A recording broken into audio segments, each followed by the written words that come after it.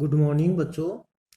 आज पढ़ेंगे हम किसान आंदोलन का अगला हिस्सा बेंगू में। तो बेंगू चित्तौड़गढ़ में है।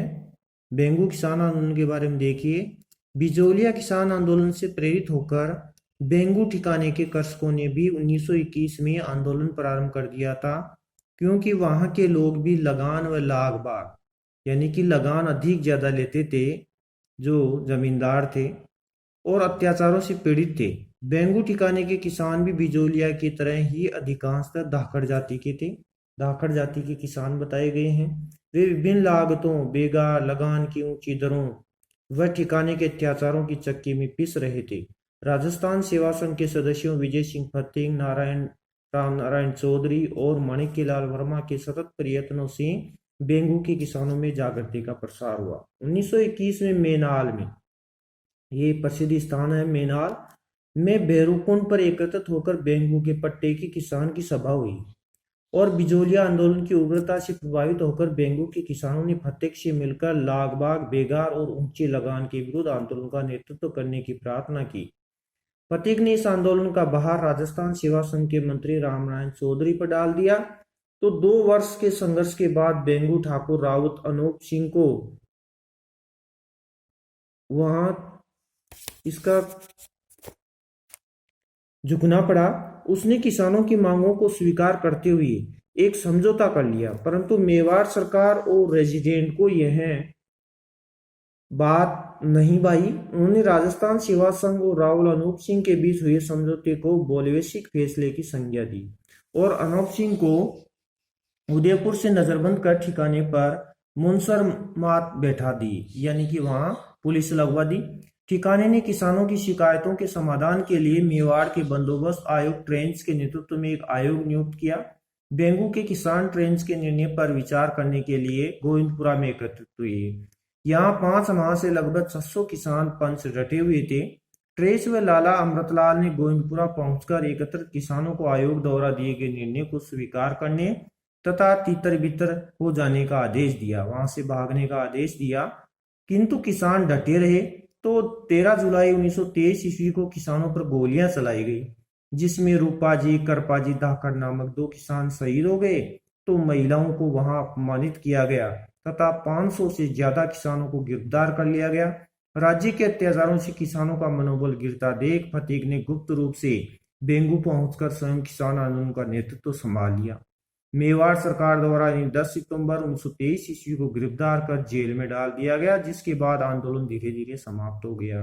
तो ये था बेंगू के किसान आंदोलन की चर्चा कि बेंगू में किस तरह से किसानों ने आंदोलन किया और 2 किसान शहीद हो गए, रूपाजी और करपाजी।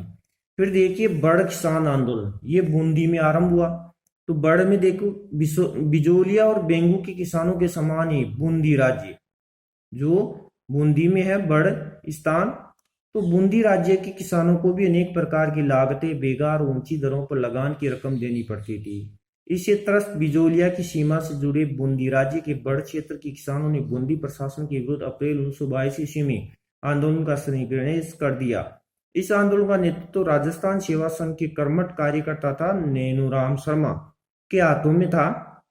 2 अप्रैल 1923 ईस्वी को डाबी गांव में नैनूराम शर्मा की अध्यक्षता में चल रही किसानों की सभा पर पुलिस अधीक्षक इकराम हुसैन के नेतृत्व में गोलियां चलाई गई, जिसमें नानक भील और देवालाल गुर्जर शहीद हो गए।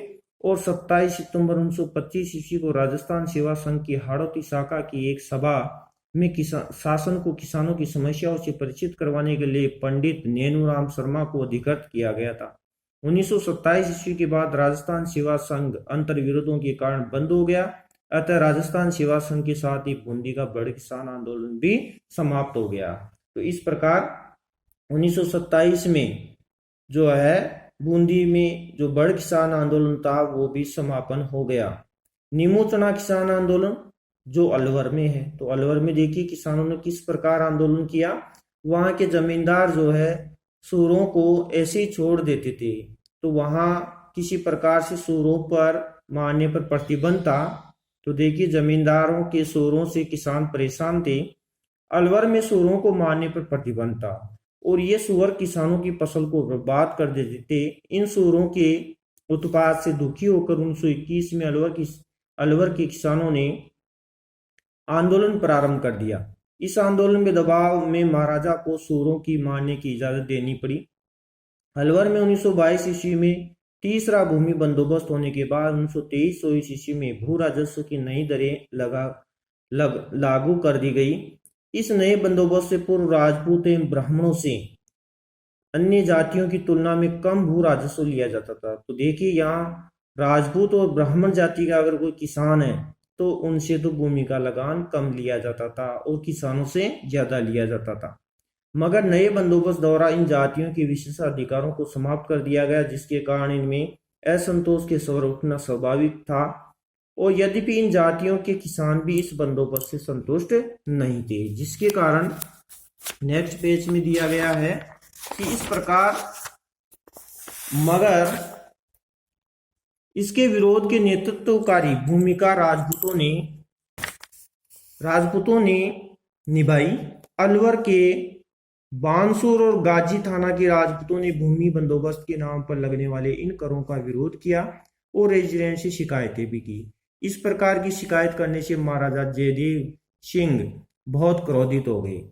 तो 14 मई 1925 ईस्वी को भू राजस्व के नाम पर होने वाली इस लूट पर चर्चा करने के लिए किसान अलवर की बानसूर तहसील में निमुणा नामक गांव में एकत्रित हुए। एकाएक राज्य की सेना ने कमांडर छज्जू सिंह के नेतृत्व में इन किसानों को घेर कर गोलियों की बौछार कर दी। तो देखिए काफी किसान मारे गए तथा उनके घर जला दिए गए।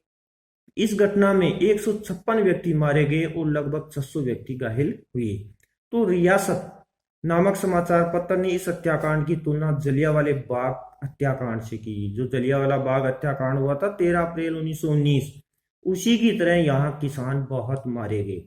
जबकि महात्मा गांधी ने यंग इंडिया में, यह अखबार है, यंग इंडिया में इस हत्याकांड को दोहरी डायरशाही की संज्ञा दी और इसे जलियांवाला बाग हत्याकांड से भी अधिक विभत्स बताया, उससे भी दर्दनाक बताया कि जो जलियांवाला बाग हत्याकांड में किसान एकत्रित हुए थे पर्व मनाने के लिए, उससे भी भयानक ये हुआ। ये गांधी जी ने यंग इंडिया अखबार में बताई।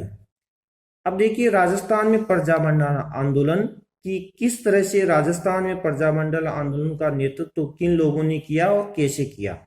20वीं शताब्दी में प्रारंभिक दशकों में राजस्थान के विभिन्न भागों में सामंती कहा गया है, जो जमींदार थे, उनके अत्याचारों एवं शोषण के विरुद्ध अनेक आंदोलन शुरू हो गए थे। किंतु इन आंदोलनों का उद्देश्य केवल भू राजस्व में कमी एवं सामंती अत्याचारों से मुक्ति प्राप्त करना ही था।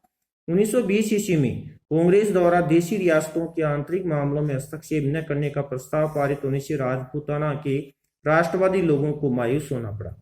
1927 में अखिल भारतीय देशी राज्य लोक परिषद की स्थापना होने के बाद राजनीतिक कार्यकर्ताओं को एक ऐसा मंच मिल गया जहां वे अपनी बात कह सके। इस संस्था की स्थापना एवं प्रथम अधिवेशन 16 से 18 दिसंबर 1927 ईस्वी को बंबई में दीवान बहादुर रामचंद्र राव की अध्यक्षता में आयोजित हुआ। संस्था की कार्यकारिणी में राजस्थान के 7 सदस्य उपस्थित हुए वहां, जिनमें देखे नेनूराम शर्मा कोटा का था, शंकरलाल शर्मा अजमेर का, जयनारायण व्यास और कन्हैयालाल कलयंत्र ये जोधपुर के थे, रामदेव पोद्दार और बालकिशन पोद्दार ये बीकानेर के थे तथा त्रिलोक चंद माथुर करौली का था। इनको लिया गया। श्री विजय सिंह पथिक संस्था के उपाध्यक्ष तथा श्री रामनारायण चौधरी राजस्थान तथा मध्य भारत के लिए प्रांतीय सचिव चुने गए। इस संस्था की स्थापना का मुख्य उद्देश्य था भारत की देशी रियासतों में वैध और शांतिपूर्ण उपायों से वहां के राजाओं की छत्रछाया में उत्तरदायी सरकार की स्थापना करना। 1938 में फिर कांग्रेस के हरिपुरा अधिवेशन में देशी राज्यों के आंदोलन को समर्थन देने का प्रस्ताव पास होने के बाद विभिन्न देशी रियासतों में प्रजामंडलों की व्यवस्थित स्थापना हुई। देशी रियासतों में उत्तरदायी शासन की स्थापना, सामंती अत्याचारों और शोषण का विरोध, देशी रियासतों में राजनीतिक जागृति पैदा करना और देश में चल रहे राष्ट्रीय आंदोलन को गति प्रदान करने के लिए जो राजनीतिक संगठन स्थापित हुए उन्हें प्रजामंडल कहा जाता है। तो वेरी मोस्ट परिभाषा है कि जिस प्रकार से देशी रियासतों में उत्तरदायी शासन की स्थापना करना और सामंत अत्याचारों शोषण का विरोध करना, देशी रियासतों में राजनीतिक जागृति पैदा करने के लिए जो आंदोलन प्रदान किया गया, उस आंदोलन को प्रजामंडल कहा गया है। तो प्रजामंडल की परिभाषा विशेष महत्वपूर्ण है। राजस्थान की सभी रियासतों में अपने अपने प्रजामंडल कार्य रहे थे, जिन्होंने आजादी तक उपरोक्त मुद्दों पर समय समय पर अनेक आंदोलनों का संचालन किया। तो देखिए, जब तक आजादी नहीं मिली तब तक ये प्रजामंडल कार्य करते रहे, लोगों में राजनीतिक जागृति उत्पन्न की कि हमें आजादी मिलनी है। तो इसका नेतृत्व करने वाले प्रजामंडलों की स्थापना में देखिए कौन कौन लोग सम्मिलित थे।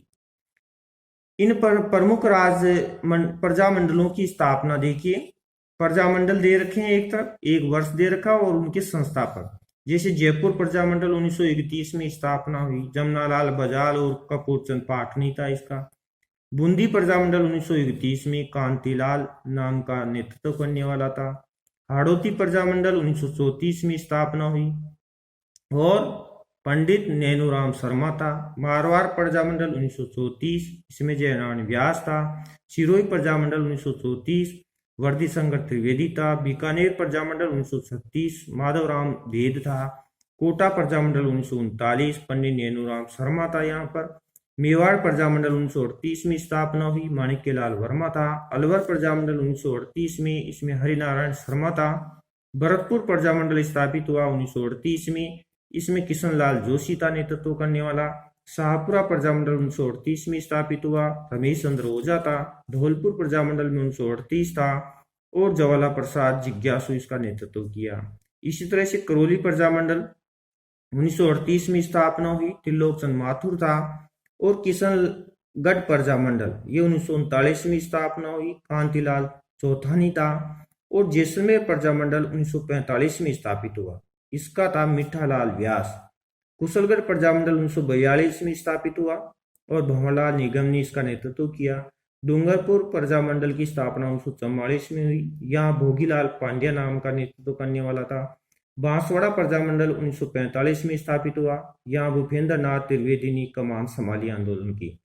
प्रतापगढ़ प्रजामंडल 1945 में स्थापित हुआ, यहाँ अमृतलाल पायक जिन्होंने नेतृत्व किया।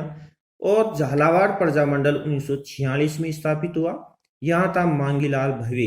तो इस प्रकार इन्होंने प्रजामंडल का नेतृत्व किया और प्रजामंडल को नेतृत्व करने का प्रमुख उद्देश्य था कि लोगों में जागृति उत्पन्न करना और देश को आजादी मिले। देश आजाद तभी हो सकता है जब सभी लोगों में जागृति उत्पन्न होगी कि हमें किसी भी प्रकार से अंग्रेज सरकार को यहाँ से भगाना है। तो देखिए, प्रजामंडल आंदोलन की सबसे बड़ी उपलब्धि ये रही, जिसके अंतर्गत बताया गया था, उपलब्धि थी कि इसने महिलाओं को घर की चारदीवारी से बाहर निकालकर पुरुष के बराबर खड़ा कर दिया। महिलाएं भी राजनीति में आने लग गई। अनेक महिलाओं ने आंदोलन को सक्रिय रूप से भाग लिया और गिरफ्तारियां दी। जयपुर प्रजामंडल के आंदोलन में अनेक महिलाओं ने भाग लिया, जिनके रमा देवी, देश पांडे, सुशीला देवी, इंदिरा देवी, अंजना देवी चौधरी आदि प्रमुख थी। भारत छोड़ो आंदोलन सबको पता है, 8 अगस्त 1942 को गांधी जी ने भारत आंदोलन चलाया था। उस समय राजस्थान के किस तरह से प्रजामंडल सक्रिय हुए, तो इस दौरान जोधपुर में गोरजा देवी, सावित्री देवी भाटी, सिरके कंवल व्यास, राजपुर व्यास आदि गिरफ्तारियां दी। तो उदयपुर में माणिक्यलाल वर्मा की पत्नी थी नारायण देवी, उसने अपने 6 माह के पुत्र को गोद में लिए जेल में गई। प्रजामंडलों के कार्यकर्ताओं ने सामाजिक सुधार, शिक्षा और बेगार उन्मूलन तथा दलित आदिवासियों के उत्थान पर भी ध्यान दिया। इन संगठनों ने उत्तरदायी संघर्ष के लिए आंदोलन को चला, जिसमें राजशाही और सामंती शोषण से भी राजस्थान में जनता में राजनीतिक जान जागृति पैदा हुई। इस आंदोलनों के कारण, प्रजामंडलों के कारण राजस्थान में जागृति उत्पन्न हो गई। तो 1938 ईस्वी से पहले इन रियासतों की जनता का राष्ट्रीय आंदोलन के साथ भरपूर सामंजस्य नहीं था, किंतु प्रजामंडलों की स्थापना के बाद 1942 में भारत छोड़ो आंदोलन के दौरान यहाँ के स्थानीय आंदोलन राष्ट्रीय आंदोलन का हिस्सा बन गए। इससे राष्ट्रीय आंदोलन को बढ़ावा मिला कि इन प्रजामंडलों ने 1938 में आते आते इतना सक्रिय हुआ कि लोग इनकी विचारों से प्रभावित हुए और लोग प्रभावित होकर के आंदोलन को तीव्र करने लगे, जिससे हमारे देश का जो राष्ट्रीय आंदोलन था भारत छोड़ो आंदोलन, उस भारत छोड़ो आंदोलन में इतनी भीड़ जमा हो गई जनता की कि अब अंग्रेज सरकार डरने लग गई थी। अंग्रेजों को ऐसा लगने लग गया था कि अब हमें किसी भी प्रकार से भारत को आजाद करना पड़ेगा, क्योंकि अब लोग सब आजादी को चाहने लग गए हैं, यहाँ पर शासन करना अब मुश्किल है। तो अंग्रेज सरकार ने भारत को प्रस्ताव भेजा कि हम भारत को आजाद करना चाहते हैं, और आजाद करने के लिए अब आपके राजनीतिक जो नेता हैं वो किस प्रकार इस शासन को संभालेंगे। तो हम धीरे धीरे इस शासन को छोड़ करके चले जाएंगे और भारत की जो सरकार है वो इसका नेतृत्व संभाले। तो इस प्रकार हमें आज़ादी मिली। आज़ादी का श्रेय इन प्रजामंडल आंदोलनों को ही जाता है। अगर प्रजामंडल आंदोलन का नेतृत्व इन लोगों ने नहीं किया होता तो हमारे देश की आम जनता देश की आज़ादी के सहयोग नहीं प्रदान करती और अंग्रेज यहाँ से नहीं जाते। तो हमारे प्रत्येक व्यक्ति, किसानों ने, अन्य जातियों ने, सब ने मिल करके यह हमारे देश को आज़ाद करवाया, और ये प्रमुख श्रेय हमारे प्रजामंडलों को ही जाता है। तो प्रजामंडल हमारे लिए महत्वपूर्ण हुए, क्योंकि प्रजामंडल ही जो लाख बेगार प्रथा थी, धन मजदूरी करने के बाद में पैसा नहीं मिलना, लगान अधिक होना, इन सब से पूरी तरह से परेशान हो चुके थे। तो इसी के साथ आपका लेसन पूरा होता है।